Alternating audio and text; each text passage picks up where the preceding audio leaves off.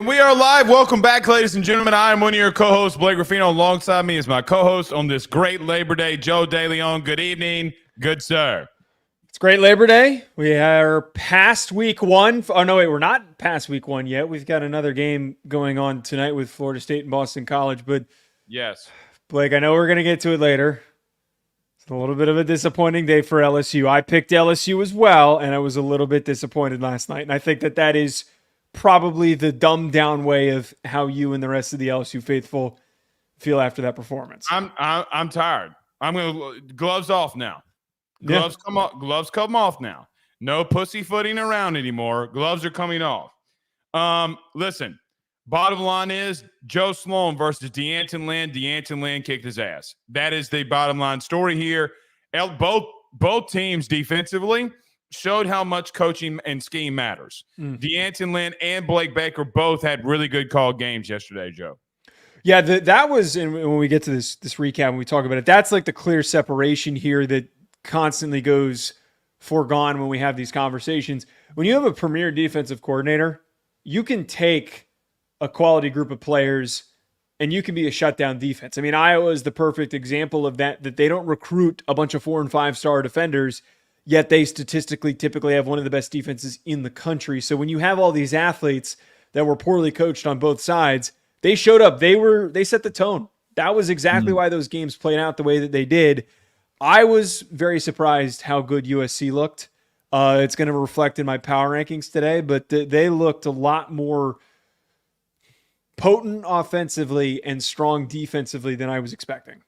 Not me.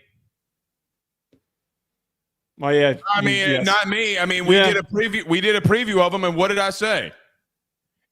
Bro, we came in here in the preview, and what was my exact words to you about USC? They're better than I thought that they were, which is funny. And some of the comments on that video were acting like there was some homerism happening.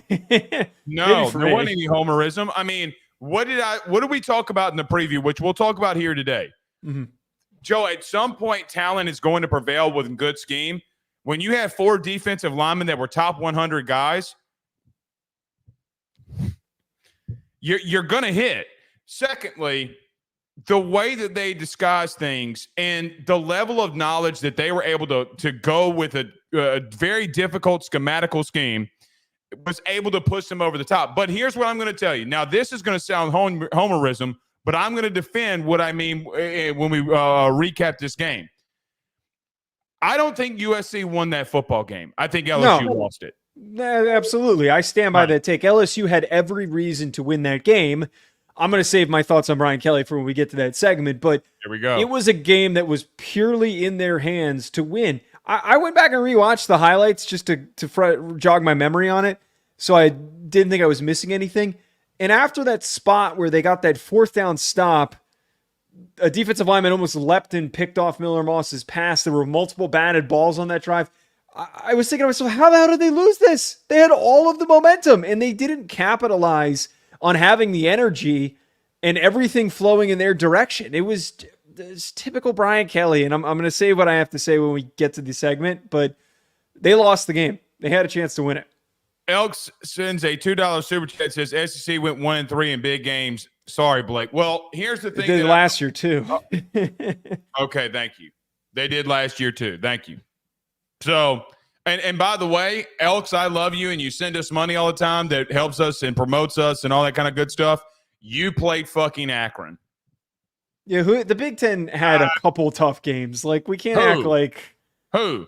Penn State played West Virginia and LSU and USC. That's it. That's not a tough game for a top 10 opponent. USC did, okay? Mm-hmm. West Virginia is not a tough opponent for a playoff written team like Penn State. Sorry. You cannot schedule Akron and come in a show and say, oh, we're a better conference. Because when the playoffs come here and you get your cheeks cut, by the way, all I'm going to say, Ohio State, you look clunky. So before you come in here, okay, just try being mean. I'm on edge. Mean. Don't mess with me today. Okay. I'm on edge. You go poke the bear. The bear's going to come out in this motherfucker now. All right. So I'm just saying. On a lighter note, Vanderbilt is somehow 1-0 amongst all of these teams. It's still the most insane takeaway from all of this. All right. I got an all 22 copy sent to me today of Vandy, Virginia Tech. Mm. Joe, you better go look at that schedule. Okay, what are you projecting here? You think they go 8-4? 7-5. Yeah, 7-5. I think it's doable. 6-6. But here's the thing, though. If they go 7-5, 8-4, Vandy, okay, Clark Lee's the coach of the year.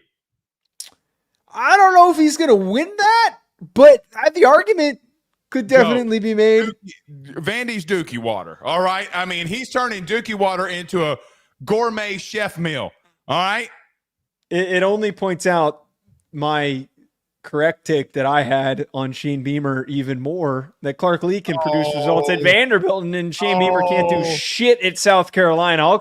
I can't wait to talk about that South Carolina-Kentucky game. That is going to be a bloodbath when we preview this week. That's this week. That's this week. Okay. All right, so we'll do power rankings, and at the end, we'll preview Tennessee and NC State. Mm-hmm. Nico Amaiva, say his last name. Say Nico. I don't know how to say his last name. Amaliva. However you say it. Nico. Dude, here's the thing about Tennessee. I know that they played Dookie Water State. They scored 31 points in the first quarter. Yeah. Enough said. NC State struggled with a comparable FCS team. That is going to be a blowout, that game. Anyway. All right, let's get rolling. Excuse me. Everybody do us a favor by hitting the like and share. Share to all those groups if you're on Facebook, to all of those social media pages. You're watching us, listening to us on YouTube. Like, subscribe, notification bell. Wherever you listen to podcasts, rate, review, and subscribe. I hope that my co-host gets the joke this week. But let's talk about our good friend, Chris Gaines, a.k.a. Chris Gates. Joe, let's talk about your friend, Chris Gaines. The king of gains, Chris Gates. His online fitness training camp has been an amazing resource for anybody who's trying to keep up and stay focused on their fitness goals, despite all the plenty distractions that we're going to have during the football season. Training Camp is an online fitness community designed specifically for sports fans to help you get results with your health and fitness without cutting out everything that you love, like drinking beer and tailgating for football games in the fall. In Training Camp, you'll get all the support that you need to build muscle, burn fat, and stay consistent with your workouts. And at the same time, you'll instantly join a community of like-minded people doing the same exact thing. Visit chrisgatesfitness.com/training camp, chrisgatesfitness.com/training camp, or click the link in the description and use code RuffinoJoe. Also, Chris wanted me to pass along that they have coming up in September 2, 3, and 4 day options for you. And they're also launching a step count challenge that the winner is going to receive a free walking pad. That's a huge hack if you can get that. And they also picked their weekly Pick'em winner. The winner went 8-2. So if you want to participate in the Pick'em and you're a football fan, make sure you check out chrisgatesfitness.com. Also, just to throw this out there, his Pitt Panthers and Eli Holstein look pretty good. Look pretty solid yesterday. So about our good friends over at BetOnline. We come back, break down USC, LSU. We do that next. Stay with us. BetOnline is the fastest and easiest way for you to wager on all of your favorite sports, contests, events, with the first-to-market odds and lines. Find reviews for all the news for each league, including Major League Baseball, NFL, NBA, NHL, combat sports, college sports, esports, and even golf.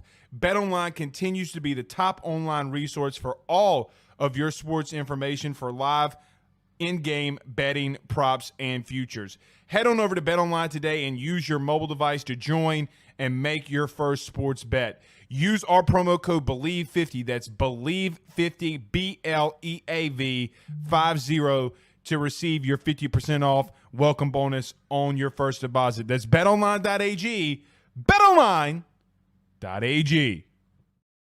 By the way, Texas has got a big one this week too now. Well, I would flip that on you. Michigan has a big one this week. Michigan, that might be that's going to be a tough out for them. I don't know if they're ready. They're going to be ready for that game. I don't know if they're going to be ready for that game either. All right, let's get to it. Joe, LSU, USC, pretty much a really great game yesterday. If that was the standalone game, regardless if I'm a fan of whatever team, doesn't matter. That game in and of itself was a really good game, a classic came down to the wire. Both teams who struggled last year defensively, both who had Heisman Trophy winning quarterbacks. By the way, if you're Caleb Williams and Jaden Daniels and you saw both of the defenses that you saw last night, how pissed off are you today? Nevertheless, that's neither here nor there. But LSU gets trounced by USC 27-20. Your thoughts on what happened last night between the Trojans and Tigers? Yeah, the obvious thing that comes out of this for a lot of people is both defenses look vastly improved. They dominated the games. I thought that Blake Baker was being perfectly aggressive with the right timing to create confusion for that offensive line. And then on the flip side of things, I thought that USC's defense just looked far more stout, had much better intent, were rallying to the football better. I think that USC proved me wrong that they're worthy of being a top 4 Big Ten team and could be knocking on the door of the playoff. But here's the real take, Blake. As a Notre Dame fan who suffered through plenty of Brian Kelly and who was not upset that he left and took the LSU job, and I was excited to see what the future would hold for a new head coach. Now, my gripes with Marcus Freeman and frustrations separate from this conversation. What my problem always had been with him is the inability to finish in big games and to step up in big games. He would always blow through the schedule and against weaker opponents. They would benefit from having bad teams that were unjustifiably ranked that they were able to bully. But whenever Notre Dame had to step up in a tough environment, they always struggled. And he even pointed it out. He said it in the post-game press conference that he's tired of this. He's tired of them not finishing. He needs to coach them better. I don't know where the breaking point is, though. Like, I feel like, and this is where I'm probably going to cause the most frustration from LSU fans and from you. I think that he's at a ceiling. I really don't know where he breaks through and they win a national championship. I understand that he's got a great crop of recruits coming in for the next 2 classes potentially, but this is already a talented group. Your defense looked a lot better, and the issue was your inability to finish offensive drives. It wasn't your defense that was struggling. Where is the change in the intent and the intensity from your team in the end of the game? I think it's a serious issue. I'm not saying fire Brian Kelly, but I think that this is proven yet again that the guy has a ceiling, and I don't know if national championship is truly on his radar. All right. I want to address that in just a moment. So I'm probably going to be a little bit more longer-winded pause than I normally do. Here's to the point that happened in the game that probably led you to this. Okay, because if they would have won this game, you wouldn't have been saying any of that. The problem, not. Clearly, the problem was, Joe, is Mike Denbrock picked up and left and went to Notre Dame, and then you promoted from within with offensive coordinator Joe Sloan, who's not an experienced play caller at all. Okay, LSU defensively shut USC down at times. Let's go to the third quarter and the fourth quarter. LSU forces a 3-and-out. Next time the defense is on the field, they hold USC to a field goal, by the way, after a very bad penalty that gets them down there, right? So they're holding USC to minimal yardage, but they hit a field goal. They also force a 3-and-out.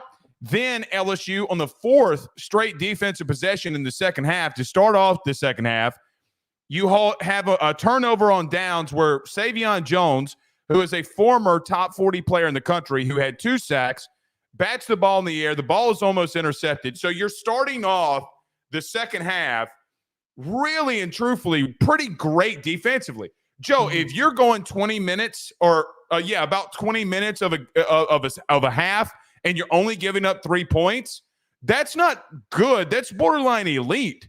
Okay, against a Lincoln Riley offense, Joe, regardless of what you think of USC or Lincoln, he's had a top 10 offense the last 7 seasons. Wherever he's gone, they've been a top 7 offense or top 10 offense, excuse me.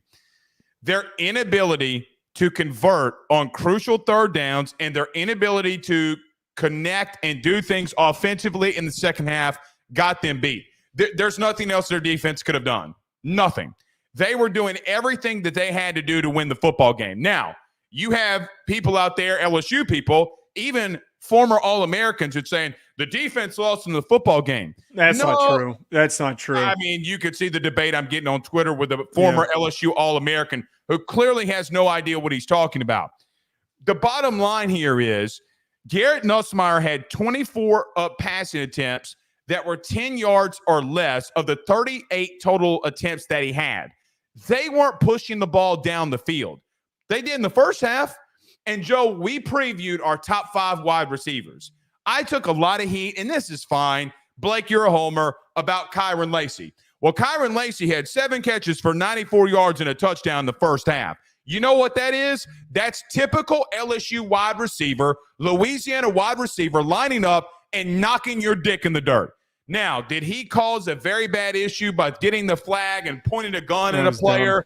Dumb. That was dumb. And I'm going to come back to that in a minute about what Brian Kelly said in the postgame. That's dumb in and of itself. Joe, the only time in the second half that they came to him were 2 throwaways. Garrett's getting pressured. He's got to throw the ball away, and he throws it in the general area of Kyron Lacy. Nowhere to be caught. How do you not go to your best playmaker? Joe, look, there are things in college football. Ohio State, wide receivers and DBs. Notre Dame, offensive linemen. Alabama, defensive players under Saban. Name the things and the trends that we see in college football. LSU is receiver. Look what they did last year with Malik. Look what they did last year with Brian Thomas. And now you have a young man in Kyron Lacy who's coming out here going absolutely bananas.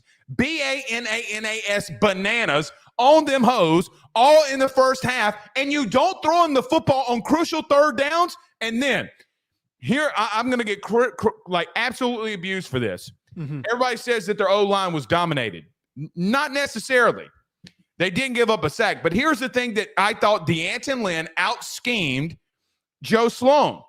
Spread them out and run the football. Why are you bringing everything in so tight? Yeah, Joe, in the second half, I went back and looked at this today. USC on third downs had at minimum on 8 plays, 8 players in the box.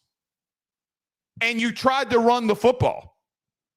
8 plays with 8 players in the box, and you try to run and you can't convert. You want to know why? You only have 7 guys in. You're going to have a free rusher in there. Well, wait, this is what I said to you in the pre-show, not to cut you off, I'll keep it succinct. That's what I said to you in the pre-show, is you had all of this momentum, and you didn't capitalize on it. You didn't attack. D'Anton Lynn's not stupid. He's one of the brightest defensive minds in the country, and you said, all right, stop us. The number 1 rush defense in the country last year at UCLA, and they had it. Exactly. They knew. Everybody at the line of scrimmage, okay? Yes. And he forces you to get quick reads out. And he confuses you, right? Mm-hmm. I mean, am I crazy here? That's exactly what he did. And they were smart enough to obviously know that the ball was coming up the middle. They knew that they were running the ball up the middle with Emory. And I don't know why Caleb Jackson didn't get more touches too. Like, what the heck was the deal with that? That's abysmal. He gets 6 touches. Oh, he's got 18 yards. Well, you got to give him more touches. You can't have a workhorse back and not get him touches. Joe, in the second half, they ran the ball for 6.7 yards per carry. I mean, it's tremendous. You know what? Instead of going up the middle, you keep running that little toss play. Joe, it was an easy 5 yards. Bam, bam, bam, bam. John Emery was going off. 10 carries for 61 yards. He's going to continue to go off. Give him the football. Give anybody the football on the edges. That's where you were winning, and you didn't do it. Here's the bottom line. You brought up something about Brian Kelly, and I'm going to let you, as a Notre Dame man, have your opinion on that. I don't agree with you at the current moment. Okay. However, I'm going to let you have that opinion. I'm not going to push back. I'm going to take an inverse. I think Brian Kelly's got to get involved in play calling if LSU wants to make the playoff, because I think that if he does, and we've seen him even at Notre Dame, when he gets involved in play calling, he's better at that at times than just letting his coordinators coach. If he is not more involved in play calling, Joe, they're going to be in trouble. And that's that. Look, I'm not with that Brian Kelly doesn't know football. I think he needs to be a little bit more in the weeds of what's going on offensively. He's got a first-time coordinator in this position. Blake Baker, let them go do what they do, because they're going to be fine. They're going to do what they got to do. Joe, that team that we saw last year on defense, Did you ever think in a million years that you would have saw that defensive performance by either one of these teams a year ago? Nope. No, you wouldn't. All right. I want to get to USC here. I don't want to take a victory lap on my Miller Moss take. Joe, he made some really good throws. Okay. Here's where I'm going to get scorned. Yeah, you're going to get I thought that he had a great game, but I think that the lead has been buried by everybody obsessing over Miller Moss, when the real conversation is that the weapon room that they have, the receiver room, the running back room, all of those guys are in elite category. Can I rudely stop you right there and ask you this question? Yes. I'm not discrediting him, by the way. Oh, well, okay. It feels like you're discrediting because Jaden Daniels, Caleb Williams, all these great quarterbacks have also had big weapons too.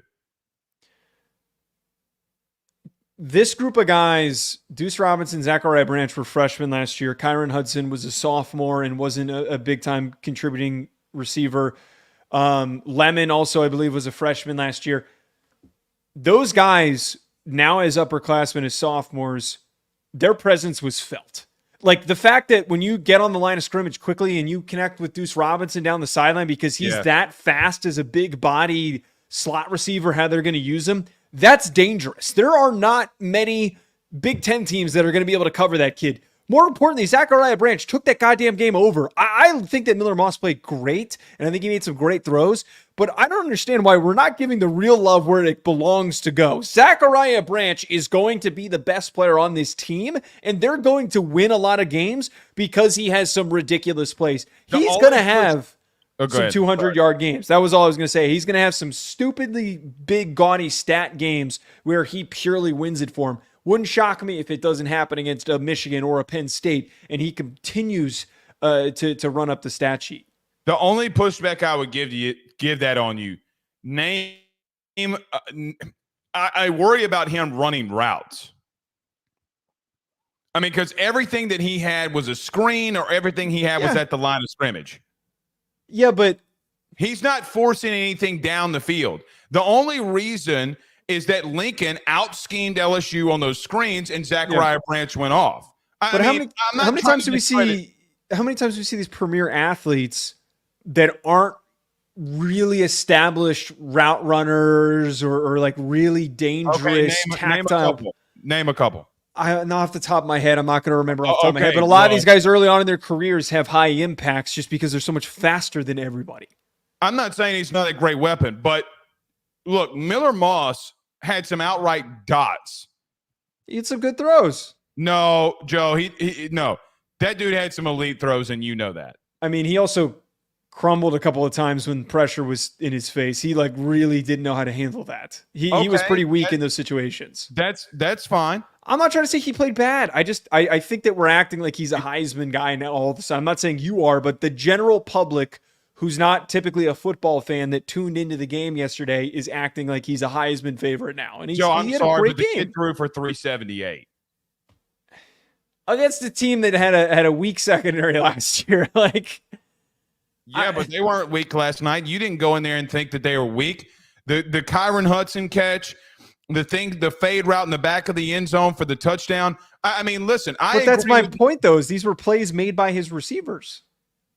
Yeah, but he's putting like passes only where his receiver can catch it, though. I mean, like this isn't. I mean, the McCree kid was going off. Here's another thing too. If Blake Baker got struck, that McCree kid, the tight end for USC, my goodness, that kid can play. That kid's he's a really good football player. He gave Perkins and Penn a lot of problems last night. The 5 catches, 50-something yards doesn't do him justice. Here's what I'll say. Okay, look, USC fans are going to hate me for this, and this is fine. I still don't think they won the football game. I think LSU lost it. LSU's got a lot in front of them. So does USC. I mean, Joe, I'm asking, are we looking at 2 really good teams that can be borderline contenders of a 12-team playoff? I don't know. But look, I'm going to talk about this at 5:30 on AYS because we got to go early too. But I'm just so dumbfounded at the offensive play calling. Here's the last thing I'll say on LSU. You got it. I know that Chris Hilton, your wide receiver, was out, your deep ball threat, and he stretches the field. But Kyron Lacey was unguardable when he was getting the ball down the field. And why they got away from that, I don't know.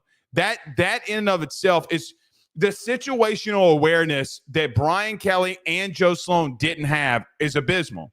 And I'm going to talk about this at length at 5:30. You have Joe Sloan, the offensive coordinator, on the TV copy yelling at his quarterback, run, and I'm quoting here, run the effing play that I'm giving you. Well, the play that he checked out of was a touchdown. And I don't mean this in a wrong way or anything to Joe Sloan. I like Joe. I've interviewed Joe. I've been around him. If your quarterback is checking out of a play and it goes for 7, you better shut the cup. Because he knows what he's seen on the field if it's resulting in a touchdown. So, look, I think BK, I'm going to go ahead and call it. BK's got to get involved in play calling. If he doesn't, they're in trouble. Or go back to the offensive schematical things that you were doing a year ago. Joe, it's the same philosophy. I talked to somebody today. Mm-hmm. Same philosophy, same wording, same everything. Well, then go back to the system of ball that you were trying to play last year, too, because you have the talent on the outside to do that. I actually agree with that thought that it would be to LSU's benefit to try and have Brian Kelly call the plays. I think that he is successful and smart enough as an offensive-minded coach that it would be a better result than allowing Joe Sloan to do it. It's clear that he does not have enough exposure to enough circumstances to know how to handle certain situations. But to answer to go back to the point that you brought up with USC, though, I just want to round that thought out with, I think LSU has a lot of work to do still to prove that they're a playoff team because they have a tough schedule. I think for me, USC, I feel pretty good as them being a third Big Ten team in. I think that they could beat Penn State. I really think that they can. I think that they have such. Dude, why do you always pick Penn State? I'm picking USC, a team that I really don't like, to beat Penn State. I really think that their athleticism that they have and their ability to play defense better than expected is going to help them. They can finish the year 10-2 and as the fourth best Big Ten team. And 4 teams could get in. Them and Penn State could both get into the playoff. I think there's a possible world with 1 ACC team getting in and 1 Big Ten team getting in. We'll see, man. We'll see. Penalties. I see Chris H's comment in there. We're talking about Nuss, needing to check the ball down more. Well, he checked it down a little too much. They coached him a little too hard on that. All right. Let's get to this. So, Joe, you want to get to our power rankings very quickly? Yeah, really quickly. All right. So, Joe, after week 1, we go to week 2, and we give our power rankings every single week when we do this. We're going to do our top 10. So I want to make it very well known because we got ripped in the show last week about this. Our power rankings are not what we would rate teams, right? This isn't a rating. This is a ranking, a power ranking in reference to what we think that we've seen so far through week 2. Joe, here's your top 10.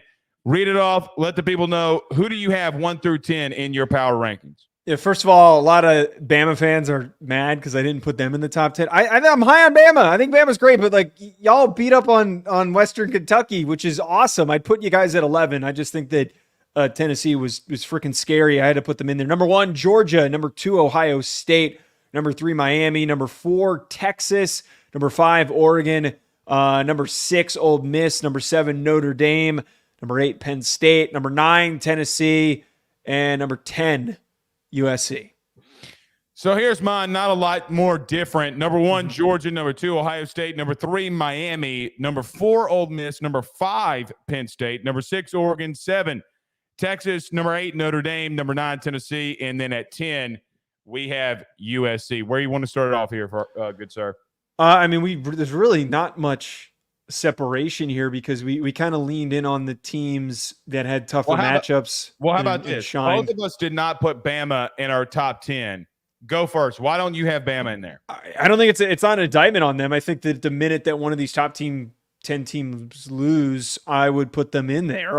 They beat Western Kentucky. The conversation I had with myself is, do I put Tennessee in or do I put Alabama in? And I was really freaking blown away with how good Nico looked, which we're going to talk about in the preview in a second. They're going to smoke NC State, and they're going to continue to drive up their stock as a top team this year. it's nothing against Bama. I just want to give the shot to another team. Every year, Bama is a top 5 team. God forbid I want to go with somebody else.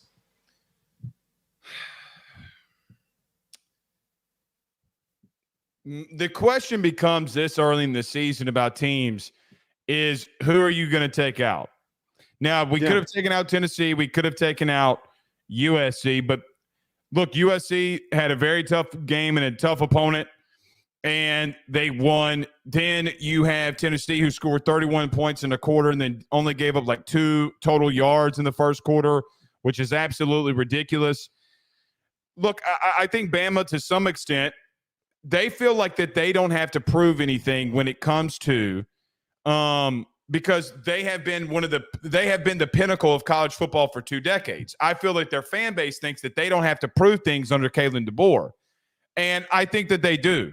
Okay. And I think that there are other teams in here that just look better in week 1. Now, clearly Bama in week 3, I mean, they play South Florida this week. What are we going to learn about Bama? And then in week 3, they go to Camp Randall and play Wisconsin. In reference to Alabama, I think both of us are pretty high on them, right? I think both of us are still very, very high on them, but I think that they have some other things that they have to prove, and I don't think that's an indictment on them. We're both really high on them. Now, here's the conversation that I had about Bama and why I should have put them in and wanted to put them in over this team. I almost overreacted to Oregon. Okay, so you have Oregon on your list here at number 5, and I have them at number 6.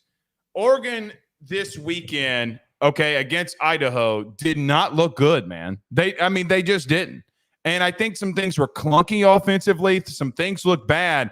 Joe, I got to be honest. I don't even know if I like my pick at Oregon in my top 10, but I put them in there because I didn't want to overreact. I think it would be a step too far to completely take him out of it. I think Oregon's still going to be a top premier team by the end of the season. They just look like they're still figuring things out. I think that their offensive line gave up too easy of pressures against an Idaho defensive line that's good for an FCS team, but should not be one that's giving you fits if you're Oregon. Thought things were a little bit sloppy. There were some just bad late penalties, poor execution in the red zone. They're going to rebound, but yeah, they should drop. I mean, you struggle with a team like Idaho, who's not even a top 5 FCS team.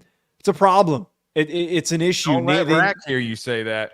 Well, I mean, I gave Idaho their props on the FCS show that I did this morning, so Idaho fans could be, as happy as they need to be. But Oregon, my whole point is here, a bad week 1 game against an FCS opponent isn't everything to me. But yeah, the red flag does need to start to move a little bit because you can't play like that in your Big Ten schedule.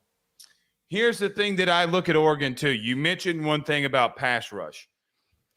Keyshawn James Newby had 6 tackles for Idaho. 2 of those were sacks. Now, do you know anything about this kid as a draft prospect? I mean, you cover the FCS too. Do you know anything about this kid? No. Nope. Okay, so he's not like a big riser coming up in the NFL. Okay, then Dallas Lava, also had a sack. Joe, they generated 13 pressures and 3 sacks. That's terrible. Here's the thing on those 13 pressures. Are you ready? Dylan Gabriel got hit 10 times. And his hand got banged up at one point too because he took a pressure. They can't do this. Like this, if there's an early fraud watch, it might be Oregon. I'm gonna be a little aggressive in saying that's a problem the way that they played. They got banged up along the offensive line, right? Their right tackle's out. They've been banged up a little bit there. It is what it is. But man, you're getting pushed around by Idaho. And no, I'm not a hoe, you the hoe, but Idaho.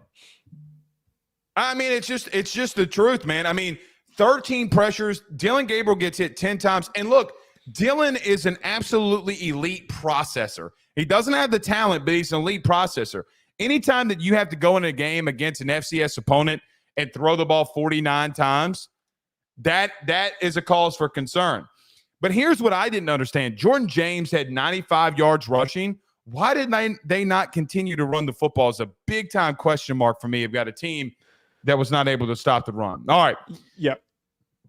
Oh, you want to keep on? Well, the only other thing I had to add there, I still feel really good about the prediction that we had in the offseason. I think that Ohio State's going to beat Oregon when they play them at Oregon. I think that they're going to push them around up the middle, especially.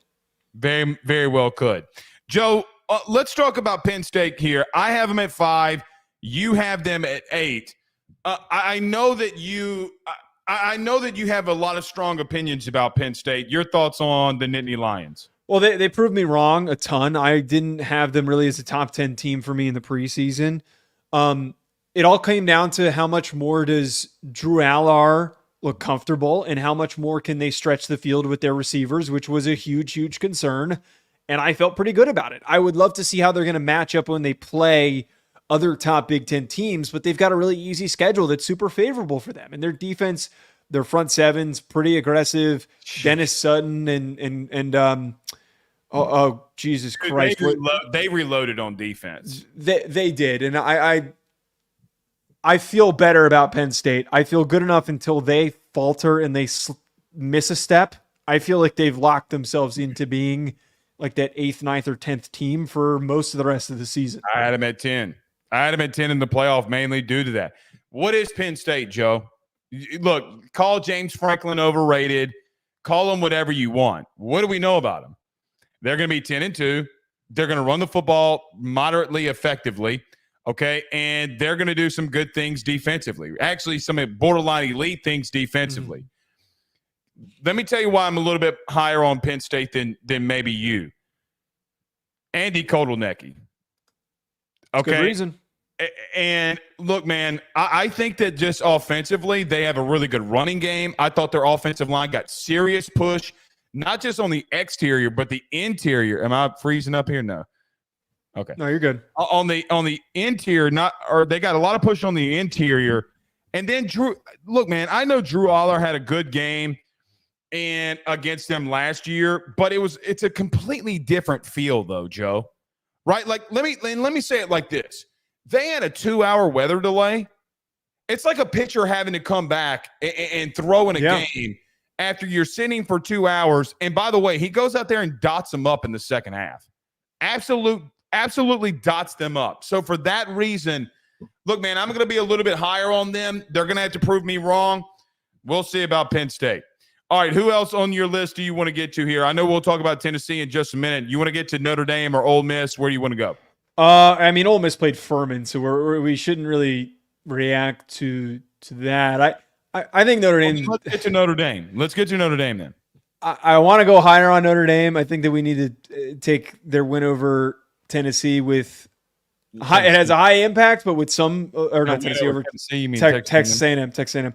Their win over Texas A&M is huge. It's a good resume piece.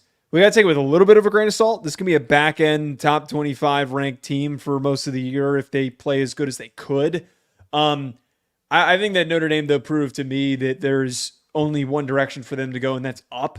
They got to improve a little bit more offensively, and I think that as they start to get more comfortable with themselves and Riley Leonard starts to build chemistry with Den Brock and with the receivers, they're going to continue to get better. I feel pretty good about Notre Dame, and I almost went as far as to put them at 5. I just didn't want to get caught up in the you call me out for being a homer, even though, my some of my predictions so far have kind of come to fruition. I tweeted this and Notre Dame fans were all over me all weekend, and it's fine. I don't care. I literally have like 2/3 of your fan base muted on Twitter, so it doesn't really matter. Here's what I'd say. I question, Joe, if they get in a game against a team that's all been together and has more cohesiveness. Like, if you go up against it, I don't know the team. Like, pick a team, but it's been together for a while, has more cohesiveness. Maybe not as talented as A&M. That's only like two. It's only like 2 teams. That's Georgia and Ohio State. Like most of these teams are kind of still figuring their shit out. Notre Dame would play in a playoff. You're saying? No, I'm just mean in general. Like, I mean, I don't, like I've said, and like I said yesterday, I don't want to take away from their win. However, I also don't want to look at A&M, who's been, Joe, they haven't had a winning season in 3 years. That's not true. They had a winning season last year. No, they didn't. Yes, they did. No, they didn't. They went 5-7. Wait. They've won 5-7 the last 2 years, if I'm not mistaken. No, they were 7-6. Okay. So 7-6 and then 5-7. What were they the year before? Wasn't that the year that they had the crazy? They were 5-7 in 2022, and then 2021 they were 8-4. Okay. So a team that has not gotten over 8 wins, and we're considering that.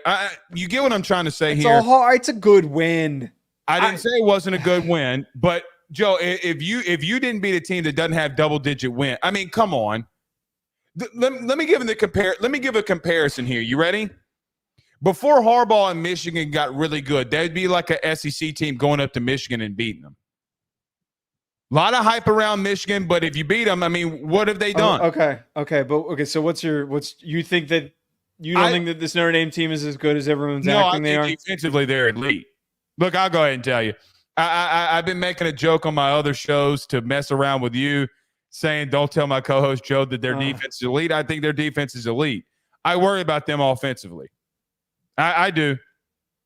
I think for a guy that missed his entire spring, I think that there's only improvement that's going to come from it. And they're not going to get tested on their schedule. There's no defense that's like really going to strain them on the schedule. Maybe Georgia Tech. I'm going to throw this out here at you. You know how crazy everybody was that Louisville stunk? Maybe they don't stink. I mean, Louisville suffocated dudes the other night. Who do they play again? I have no idea. It was an FCS team. I think the real challenge is going to be when they play USC, and I like that when both these teams are comparably good, and I hope that they're both ranked in the top 10 because that would make for a momentous battle at the end of the season. But I think Notre Dame wins that. I think that Notre Dame's defense is that much better than maybe not that much better than USC's offense, but I think that they could put together a huge game. Here's what I'd say about that game. The wide receivers of USC versus the DBs of Notre Dame is NFL level quality content. Absolutely.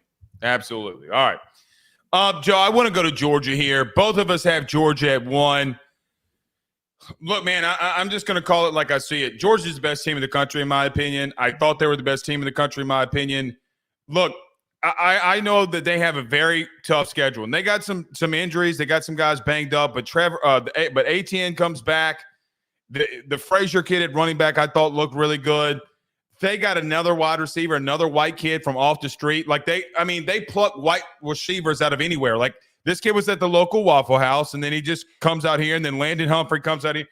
I just think from top to bottom, they are the most talented team in the country, and they're both number 1 in our power rankings.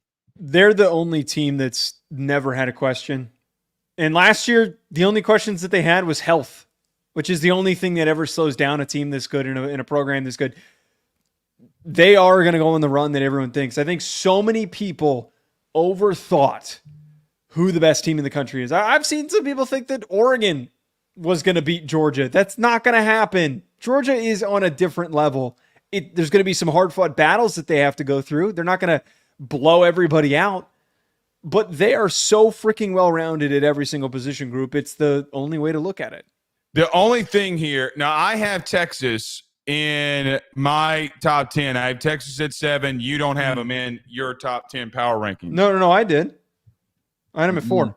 Oh, did you? Okay, never mind. Yeah. That test in and of itself is going to be really good, right? Like I think them going to Austin's going to be a really tough battle. But I just don't – I think they're, like you said, they're better than everybody at pretty much every position. Yeah. And for that reason, that's why we're going to keep them in 1. All right, any other team you want to get to before we get to this preview here? No, let's get to Tennessee. All right.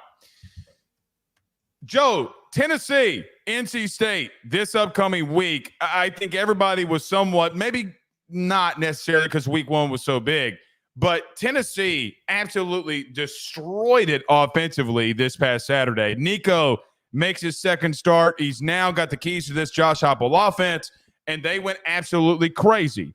A lot of buzz flying around Tennessee, but on the other part, NC State really struggled coming out of the gate this past weekend in week 1.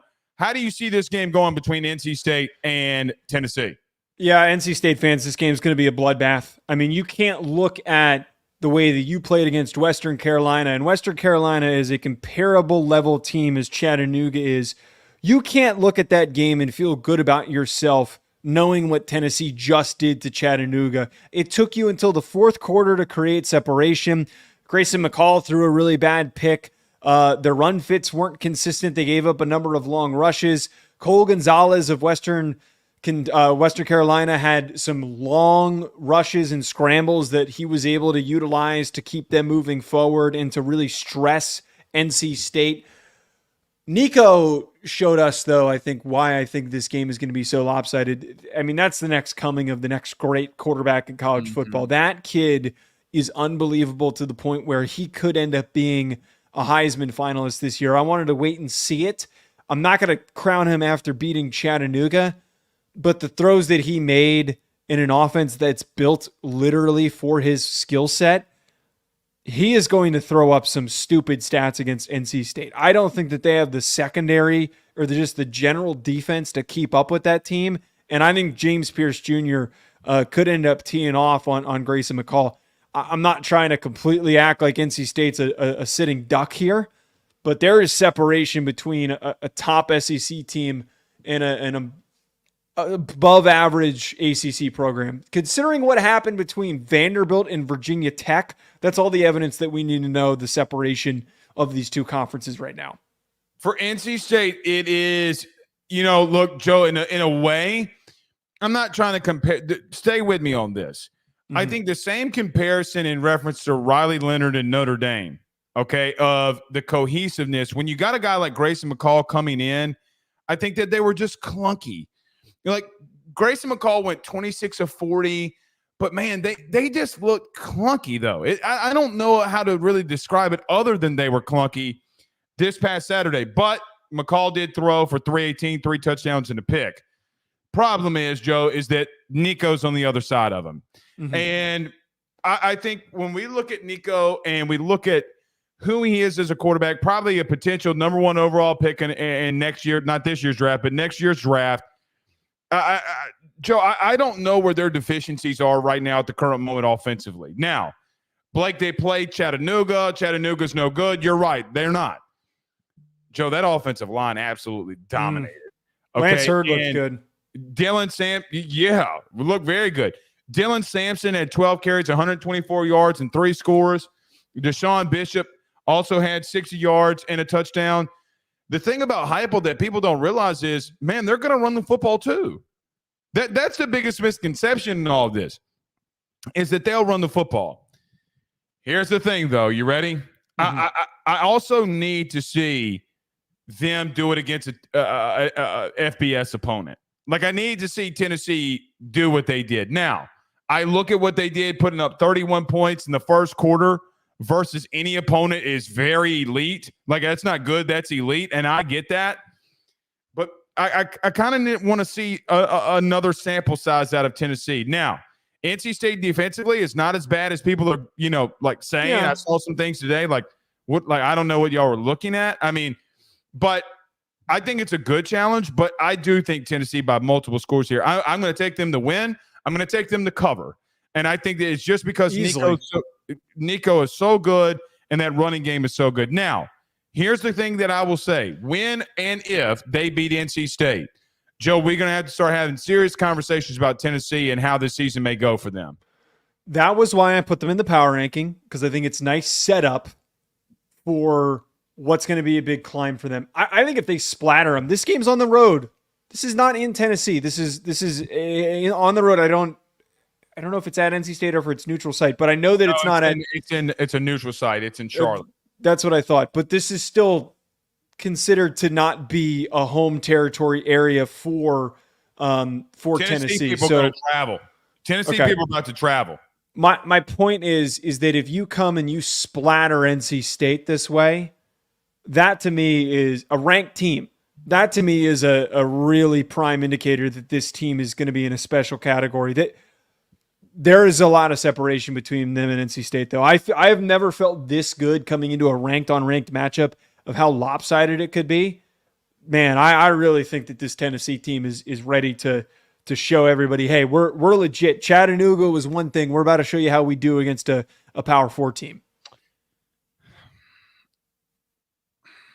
What?